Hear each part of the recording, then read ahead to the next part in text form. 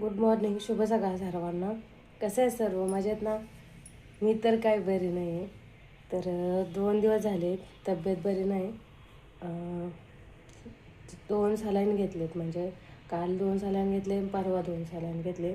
तरी पण बरं काय वाटलं नाही. तर मग काल संध्याकाळी ब्लड चेक केलं, तर त्यामध्ये टायफॉईड निघाला. तर मला डायक्लोजची ॲलर्जी असल्यामुळे दुसरे काही अँटीबायोटिक्स घेता येत नाही. मग डॉक्टर बोलले तुम्ही मोठ्या दवाखान्यामध्ये शिफ्ट व्हा, उगीच काही रिॲक्शन वगैरे झाली तर मग काय करणार ना.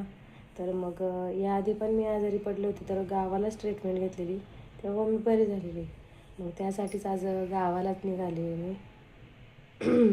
तर आधी पूर्वीचे काढलेले व्हिडिओ येतील, जमले टाकायला जमले तर टाकेन, नाही जमले तर काय राग वगैरे मानू नका.